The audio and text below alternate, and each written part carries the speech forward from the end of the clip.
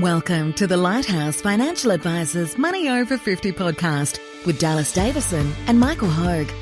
This information is general in nature and does not take into account your objectives, financial situation or needs. Therefore, you should consider whether the information is appropriate for you and your personal circumstances. If you require personal advice, please contact Lighthouse Financial Advisors. Here are your hosts, Dallas Davison and Michael Hogue.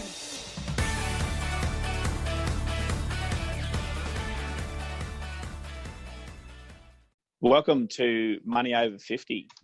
27% off everything is today's topic. It's our regular weekly update. Wrap-up. Yeah. Dallas, first of all, I just wanted to acknowledge the Anzacs on a day like today. Yeah. It's Anzac Day. We're recording on Anzac Day.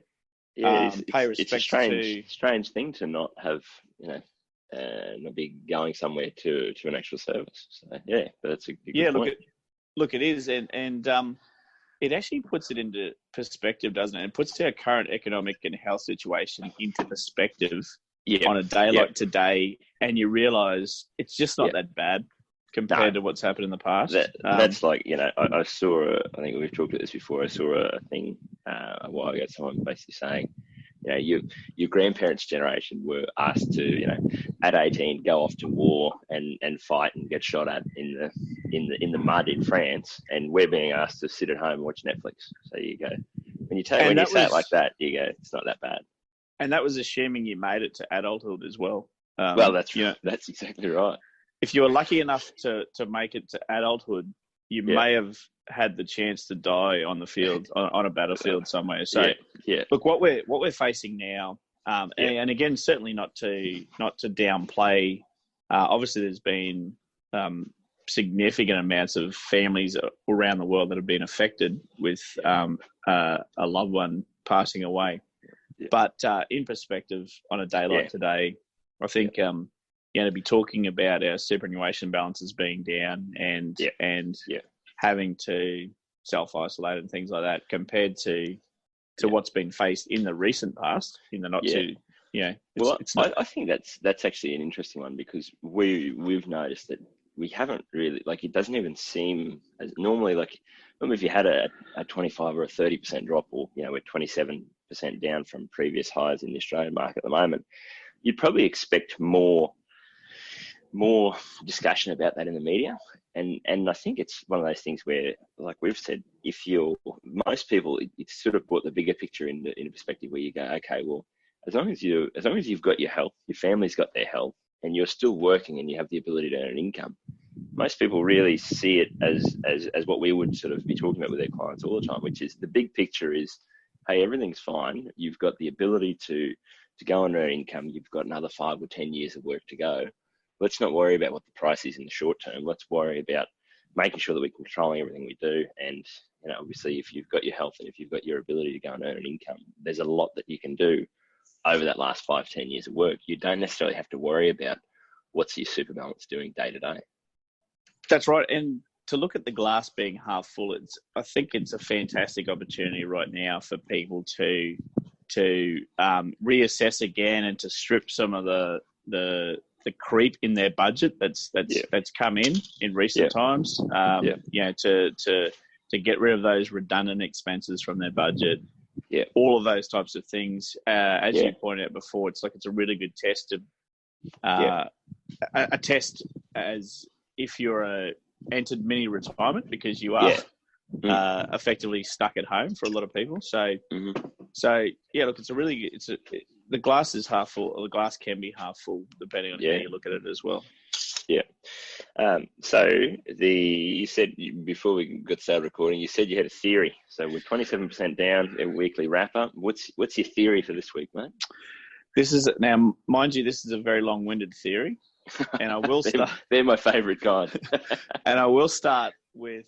So you're just going to have to let me speak for a little bit, but you can chime in over the top. But it's a long-winded theory, and I will preface it with saying that with a theory, look, I'm pretty happy being right 51% of the time with a theory. Mm-hmm.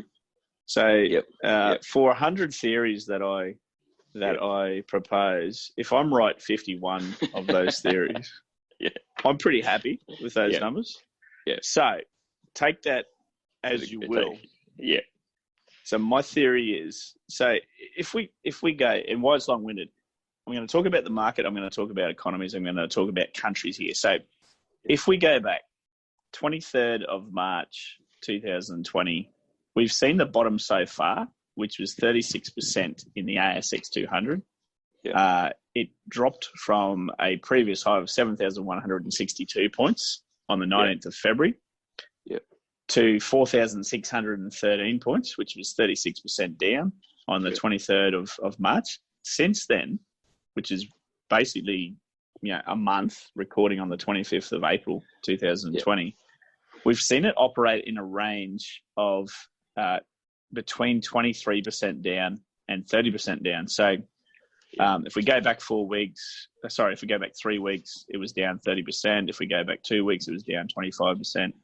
If we go back 1 week, it was down 23%. If we go today, it's down 27%. So it's operating in a, let's call it around the 25% down mark. Yeah.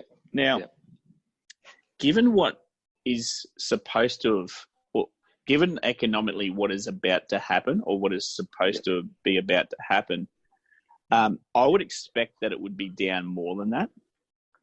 However, because, some of the media articles have been that this is going to be the next Great Depression around the world, certainly going to be a deep recession. It'll be unemployment like we've never seen before in modern history. With all of that, I would expect that the market would be down further than 25%. Bearing in mind that markets drop an average of 14% every year for no reason at all. Yeah. So some stage during the year, the markets will drop by 14% on average. That's the average. For no reason at all, they'll generally recover. So we're down about double that, somewhere in that range, somewhere in the 25% to 30% range. Yep. Here's my theory.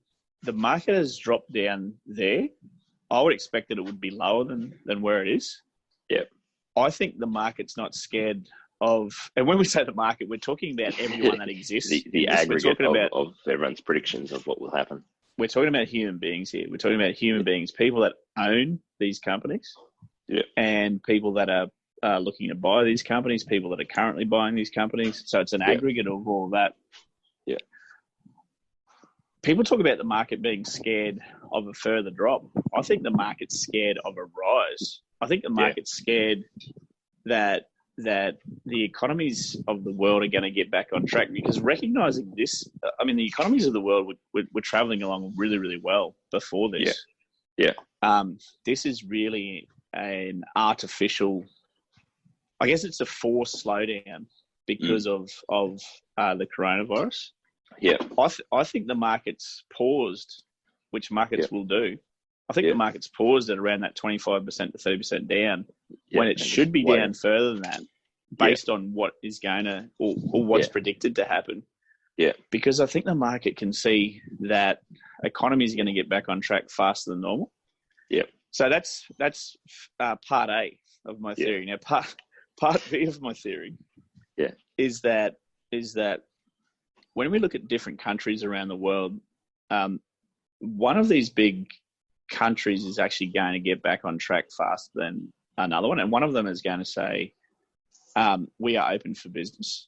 And I think that'll be the United States, because look, they've I guess one of the if there is a benefit of actually having a lot of cases and which the United States have had, of course, of coronavirus, is that unless there's another strain of it, you actually can't get it twice.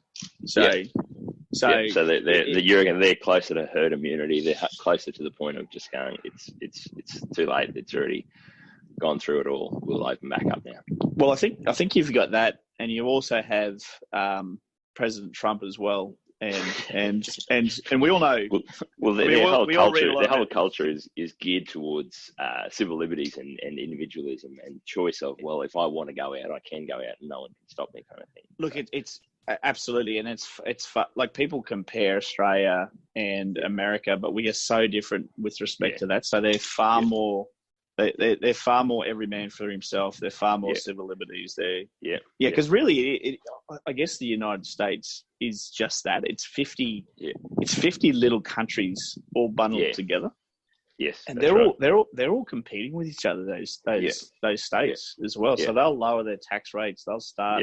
They want to get back on track earlier than to compete with another state. So look, I think it's going to be them first. Yeah. And again, like I said, if I'm right 51 times out of 100, this sounds purely like market timing and a made up prediction. And so are you saying buy American companies? Are we saying? No, not at all. What I'm saying is that they're going to say we're open for business, and then every other country around the world is going to go, wow. Geez, we're going to have to do something there. And just pretend for a moment, let's just bring it back to supermarkets. So if every country was a supermarket in your city, and forget the different chains of supermarkets, if Woolworths in the city of Townsville was America, and IGA in Garbutt was Australia, for example. If Woolworths in the city of Townsville reopens first, and the Garbutt IGA can't reopen at that point in time, they get a little bit antsy, because what happens is that everyone flocks to Woolworths in the city. So I mean, if you look at countries, and you just bring it back to your own city, wherever you are, and say, okay, that's a local supermarket. That country's a local supermarket. Countries are all competing with each other, and if one reopens, the others feel pressure to reopen.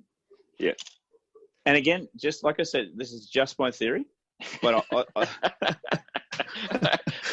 listening, just waiting for the punchline. Like, so what are we meant to do with this information, or is this are you just sharing a theory? I'm just so this is why I think that the market has paused at only 25 to 30% down in that range. Because the news coming out isn't fantastic. I think the news coming out is what we had hoped would come out, such as it's tapering off. So the coronavirus cases are tapering off in a lot of countries. But even though they're growing, and the economic data that's coming out isn't fantastic, because you have companies like Virgin, for example, going into voluntary administration just this last week. There's going to be more of that. There's absolutely going to be more of that. It's just that life is going to get back to normal at some stage, and I think it's going to get back to normal faster than we think. Well, it's interesting while you're talking about all this. I was thinking about it this week, where I go, say, now I'll basically just sidestep your theory, because I don't have an opinion on it either way. But what I found really interesting this week was that I felt like there was much more positive news. So the point that I really thought about is it's a really good example of how the news and the economy are not linked really to company prices. So if you read the news last week, there was a lot more negative articles. There was a lot more talk about how things were going to get worse, and how restrictions were going to have to be in place for 6 months in Australia, and everything was going to go into full lockdown. So, and that was last week, when Australian company prices went up by 3%. So then if you read the news this week, and it seems to me it was much more positive, and it's more optimistic, and and even there's been talk from our politicians about saying, look, we've really got on top of the health and stuff. There's potentially kids can go back to school earlier. We think we've really got a handle on it. So there's a lot of positive news about that sort of thing, and to already talk about businesses being able to reopen. So on all this positive news, the market's dropped by 4%. So if ever you needed a situation to show you that you cannot predict where company prices will head based on what you read in the news, this is it. Because as we've said before, every time there's been really negative news or negative headlines of things going terrible in America, or things going terrible here, or whatever, then if you look at what actually happens to those company prices, in many cases, it's already, the worst case scenario has already been priced in, or vice versa. So this just seems like there's a lot of overreaction either way, which is, as you'd expect when you can transact on something very quickly. If people can buy and sell a company straight away, they see a bit of good news and oversell, and then things aren't as good or as bad as what they think. So I don't know. I think that was an interesting experience that I had this week, reading that and watching and thinking about the fact that, well, the market's down 3%, and all I've heard this week is good news.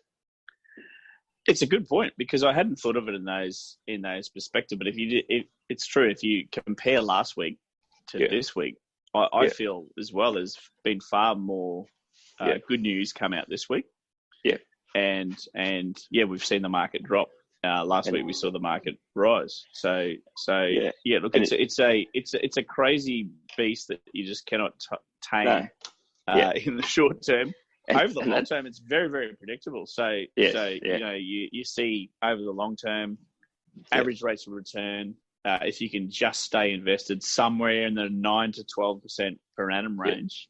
Now we know that people generally receive much lower returns personally than that, because they buy and sell at the wrong time. They buy and sell at the wrong time. Yep. And again, this is what I mean. You would be forgiven for thinking that you could predict that, or that you could pick that. If you pick up a newspaper and it says things are looking really bad in Australia for coronavirus, we think like we'll go into more severe restrictions, and we think that they'll be in place for a year, and we don't know.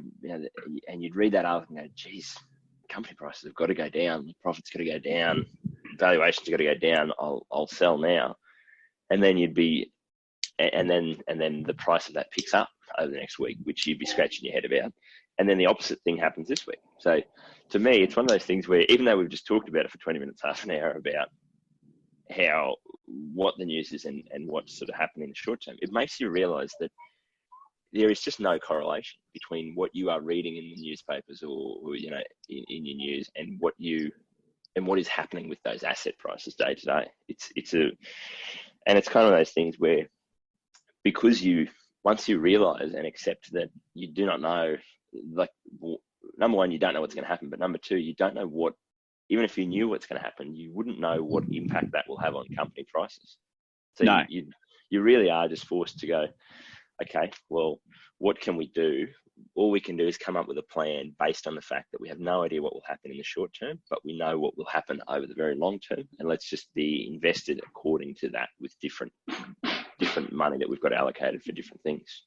So, look, it's an excellent point. And to get to part C of my theory, now you thought I was finished, didn't you? I did. So part C is more or less a summary. So I said it right at the start, I think the market's scared at the moment, not of going down further, of recovering faster.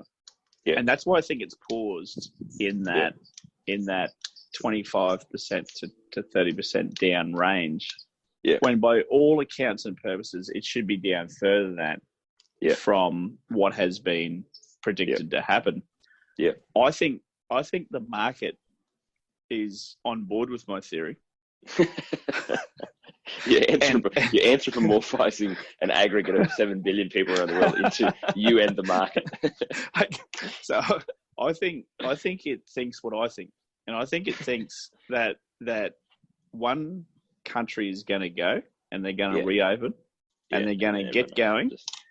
And I think the market's looking to Sweden as well, which they haven't been as stringent with their lockdown. So I think they're looking ahead. They claim that they're going to have herd immunity by the end of May. I don't know. It's a big claim, but that's what they claim. Yeah. So I think the market's scared that it's going to take off. And this is not a prediction to say it's going to take off. Remember my statistics. That I'm right 51 times out of 100. I'm pretty happy. But I think it's scared that it's going to take off. Put it that way. I think it's.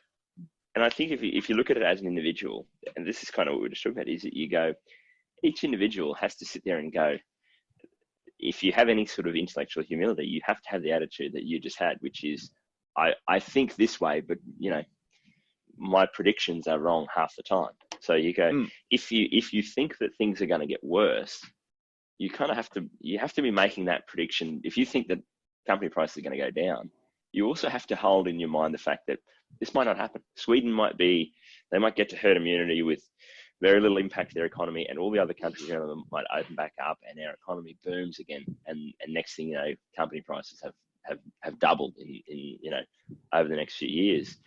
So even if you think the market is going to go down, if you think company prices are going to go down, you have to hold that in your head as a distinct possibility, and you have to be invested in a way that you are not wiped out one way or the other. So it is an interesting one to go.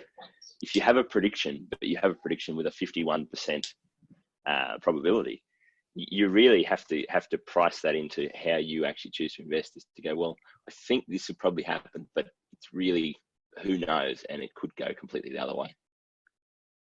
Absolutely. And look, affecting the market as well is, there are people that really want to invest at this point in time, but feel for their particular situation or not even their current situation, what may happen in the short-term future can hold them back initially.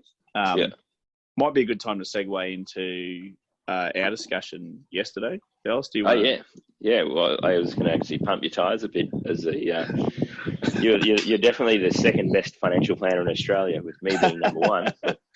So, look, it's been tiring all these years. It's been tiring all these years. So I'm glad that someone's taken over.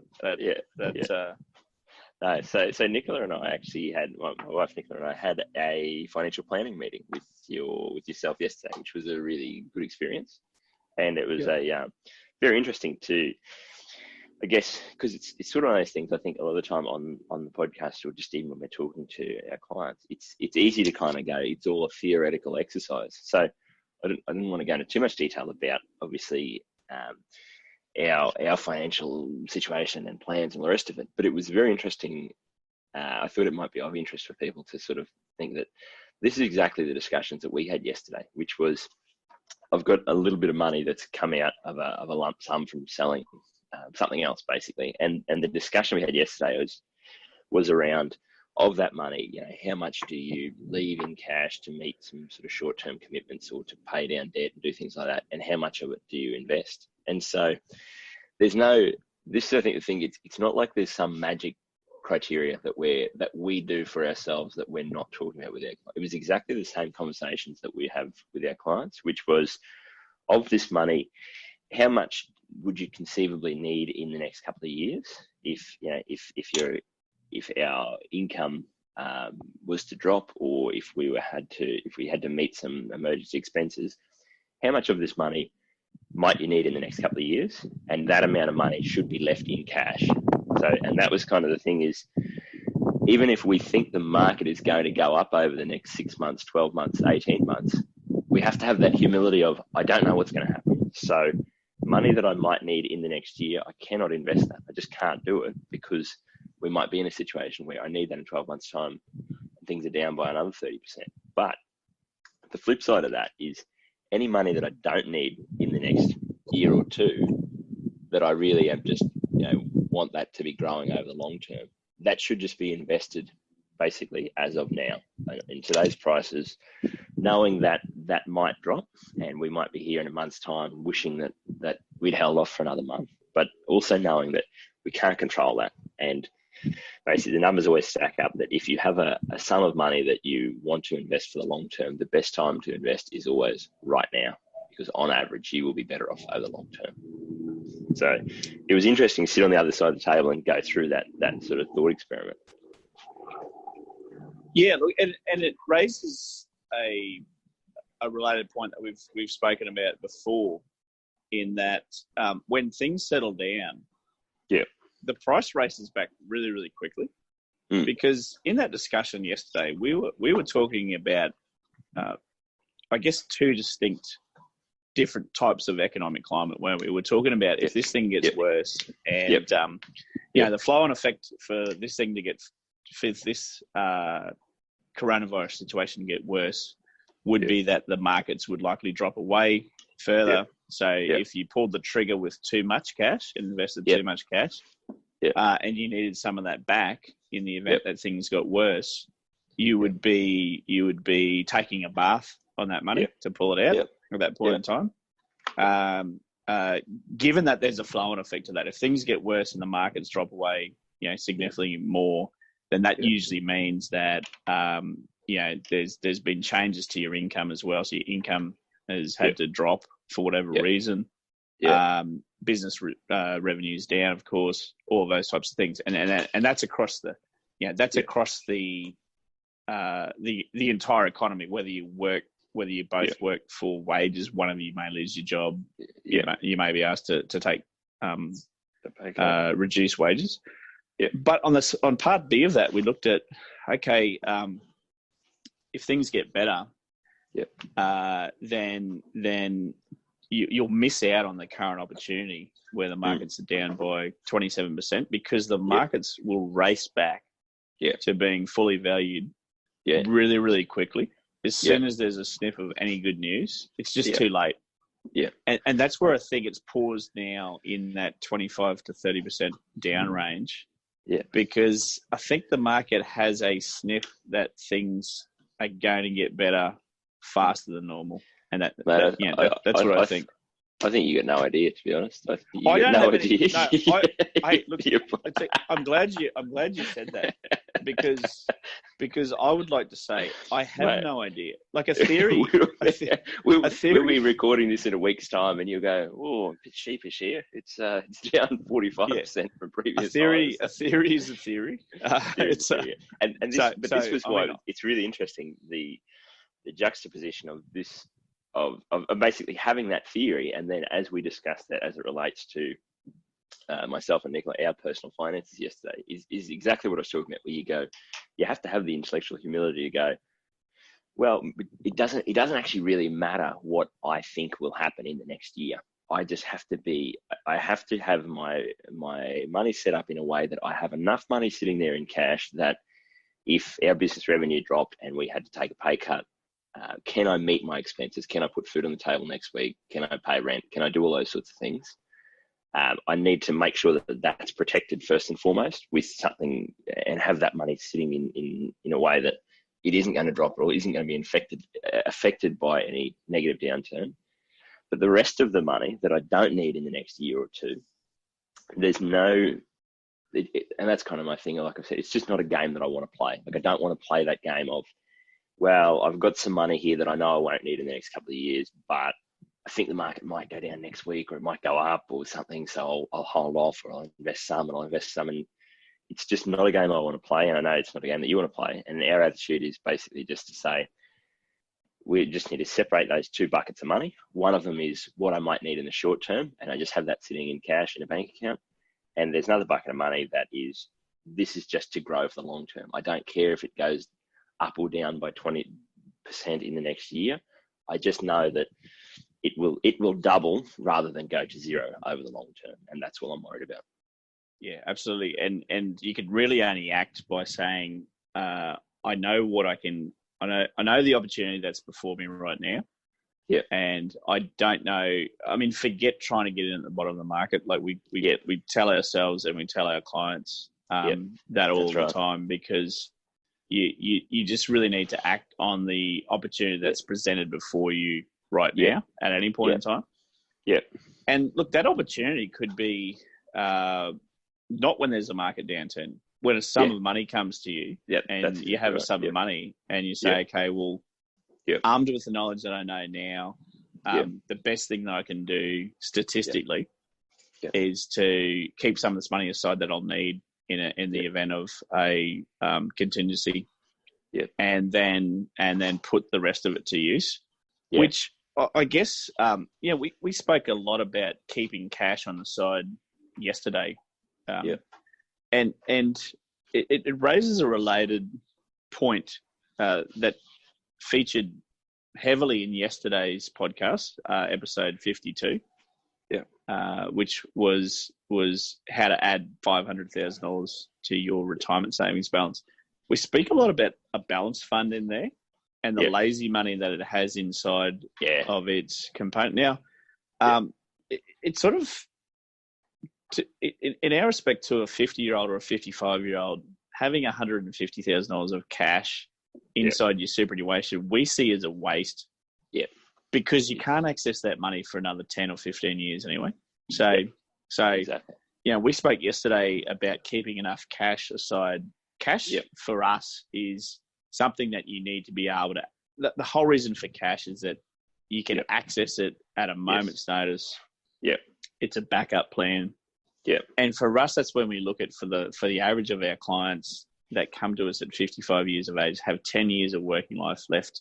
They've got what we call lazy money inside the superannuation fund, $150,000 on average across a balance of $500,000. Yeah. We think that they need more of that cash in their own name. Like it seems useless to us to own that inside an environment that they're not going to be able to access for the next 10 years. So well, that's exactly, I guess, and that's I think an interesting point is that, like I say, these are all conversations that I've had with all of my clients, and this is exactly how I think about it with my own personal finances. Is that the concept of and this is where we went on a bit of a rant of this during the week about the concept of a risk profile and someone saying, I am a balanced investor. It's the most ridiculous thing in the world, because so Nicola and I have money in our superannuation funds, which we can't touch until we're 60. So my attitude towards that money is obviously going to be very different to the money that we have in a joint bank account that we're living on week to week, and that I have to go to Woolworths, go and pay rent, all those sorts of things week to week. So it would be a ridiculous idea to go, well, the $10,000 that we've got sitting in this bank account, we should invest 70% of that money in companies and 10% in property, and we should have only 10% of that, 20% of that in cash, and then we should invest our super like that as well. It's just a ridiculous concept, because you go, how we think about and how we should treat that money that we want to have access to there, and that we are spending day to day and that we might need in the next 6 months. Obviously, the main criteria for that is I don't want to take any risk with that money, because I need to be able to access it when I need to, and I need to be able to rely that I've got that money and that amount of money there. Whereas the money that I got in super, I don't care. Like, I just don't care over the next 6 months what happens with that, because I can't touch it until I'm 60 anyway. That's right. Yeah, it's two completely different pots of money that should be treated completely differently.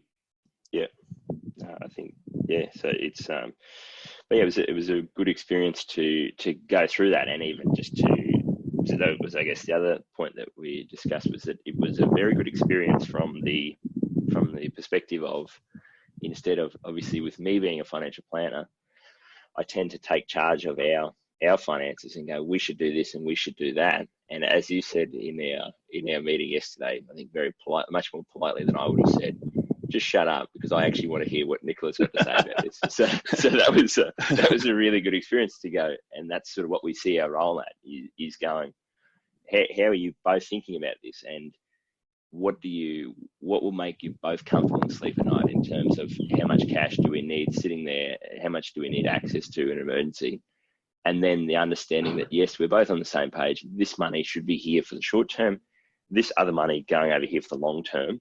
We know we don't need that, so that's fine. We just don't have to worry about. And even Nicola, who's obviously doesn't follow the market at all, she then knows that it just doesn't matter. It doesn't matter for our lifestyle or for our day-to-day, expenses. It doesn't matter what happens with that long-term money over the next 6 months. So I thought it went really well as well, and I actually made a conscious decision to speak to Nicola directly. 70% of the time, if not more. Because I mean, without knowing what she thought of it so far, she was it was really good, because it was. I thought it was good to get to get you both on the same page. Look, it's really hard to have those discussions with your spouse. And we feel that we're without being psychologists, of course. Or trained anywhere I mean, we haven't been formally trained anywhere in that. We feel that we have a fairly good way of actually getting people on the same page and getting that communication going between members of a couple. I'm always as we've been talking about this, it sort of takes me back to movies, you see movies that you may have watched in the past, and there might be a leading character who's a psychiatrist, and they go to other psychiatrists to get treated. Yes, exactly right. I always. So when we have, and Susie, my wife Susie, and I have actually come in to see you, Dallas, and we've gone through the same process. Every time I think of it, for some reason I think of the psychiatrist that goes and gets treated by another psychiatrist. and they're normally the biggest nutcase out of everyone. Well, there's that. And I remember thinking as a teenager, why doesn't this psychiatrist just treat himself or herself? But now I understand. It's just so much better to be on the other side of the table. Yeah. And to have someone facilitating that conversation between you and your spouse. Yeah, and it's funny because it's something that we've talked about before with when someone's making a decision of which advisor to work with. You said before, and I like the way you put this, is that you are better, even if someone, I'm number one in Australia, you're number two in Australia when it comes to retirement planning. So we are the best in Australia, but if someone's only going to listen to us half the time, or they're only going to be 50% engaged in what we come up with in terms of a plan, or if they've got the choice of going to another advisor that might only be 80% as good as us, but they are going to be 100% focused on that plan and doing everything according to that strategy, doing everything they need to, they should go with that other advisor because they are going to get a better result. 100% of 80% is better than 50% of the best advisors. So, and that was what was interesting is, yesterday going through that was that it was a similar sort of thing. I'm not saying you're only 80% as good as me. What I'm actually saying is that the most important thing was for us to come up with a plan that Nicola and I could both be 100% on board with and both 100% happy with. So then, even if that plan isn't exactly what I personally might have come up with, or that she personally might have come up with on our own, the most important thing is that now we both know what the direction is. We both have a plan and we both know what our role is in that. We can now just go and focus on that and go, we know what we need to do. We can just go and do that without having to worry about, is this fitting in with the bigger picture of what we're both trying to achieve? So it's a real facilitative process as opposed to a prescriptive process. So I think people before they come in and see us think that we're just going to tell them what to do, and I think there's probably maybe a little bit of reluctance there because they feel that they may not have any input into that. However, we feel that being facilitative and actually giving and taking and saying, what about this and what about that? And, that might work, but what if we do it this way?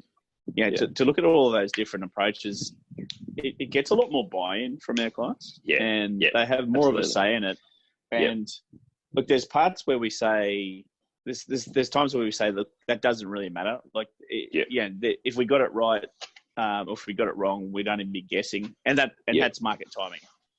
Essentially, like when to invest, how much, do we invest all that money now? Do we drip feed it in? At the end of the day, we usually say it doesn't really matter because there's far more important things to focus on. So we tend to of course, put a weighting on the more important factors terms of dedicating our time and resources to those more important weighting factors. Yep, no, exactly. And it was interesting going through that process yesterday. It would have been very easy for you and I to get bogged down in the really technical details of how to exactly do this one little piece of the puzzle, rather than, as you did obviously a good job of, is the bigger picture of making sure that Nicola was engaged and happy with the plan, and that we were both happy with the overarching theme of what it is we're trying to achieve, where we're heading towards, what's important to both of us. Then the minor details, as we said a couple of times, where we started to get into a bit of the detail, and then went, look, that just doesn't really matter, to be honest. It doesn't matter how we do that particular part. The main things we got right, and I think that was a really interesting experience to go through from the other side of the table. That's good. So that's great. There you go, man. It's a bit of a pump up for you. Normally I'm canning you and telling you I'm way better than you. So this was a good experience to be on the other side of Michael Hogue as the number 2 financial advisor in Australia. Well, I'm not surprised at what you're telling me, because I was never in doubt that you were good. I was never in doubt that I was good, and that you and your wife would be impressed with how I approached everything yesterday. So it's it's good to hear reconfirmation of what I already knew. But no, all jokes aside, it was a really interesting process to go through, and we found it equally as interesting and rewarding when we came through to see you as well. So I guess that's all I had to say for today. Do you have anything to add, Dallas? No, actually, when you were telling me your theory before of what you think might maybe happen with the markets, it actually reminded me of a little folk tale or a fable that I thought might be good to wrap up with, mate. There's a story of an old I can't remember now where it was actually set. But I'll make it up that it was an old bushy, like in the Man from Snowy River territory in the Highlands of New South Wales, and his number one horse ran away, and his next door neighbour says to him, "Oh, this is just terrible news. I'm really sorry for you." He goes, "We'll see." And sure enough, a week later, the horse comes back with a mob of brumbies. So he's gone from having one horse to 20 horses, and the next door neighbour comes in and goes, "Oh, mate, this is fantastic. You're so lucky. How good is this working out?" The old bushy goes, "We'll see."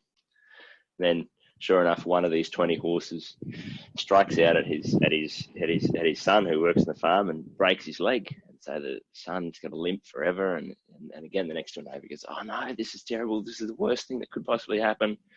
You're so unlucky." And the old guy goes, "We'll see." And then, in keeping with the theme of Anzac Day, there's a war that breaks out, and the older son that normally would have been sent to the front line, he can't get signed up because he's got this limp.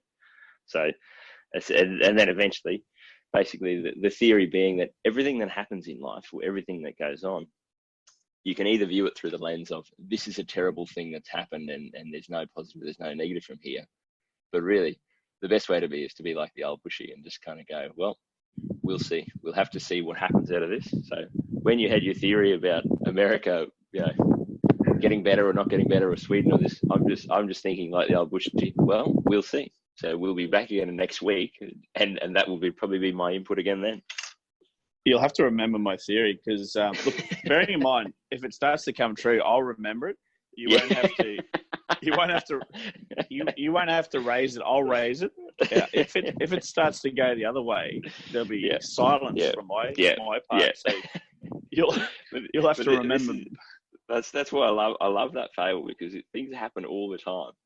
And especially you see it in the news, and it's always portrayed as something is 100%. You never see a news headline that goes, "There's a 60% chance of this thing happening." Is someone's opinion on that. It's always, US share market to tank on news of this. There's no grey area in all this. When really the attitude you should have is like the old bushy, and that's kind of what we were touching on is with our planning yesterday, was based around, well, we don't know what's going to happen, so we'll just see, but we'll just be prepared in a way that whatever happens, we see the good. We see the good in whatever situation comes up, but we're also prepared for the worst case as well. I think it's a great point to wrap up. Thanks for listening. Thank you for listening to the Money Over 50 podcast with Lighthouse Financial Advisors. We look forward to catching up again soon.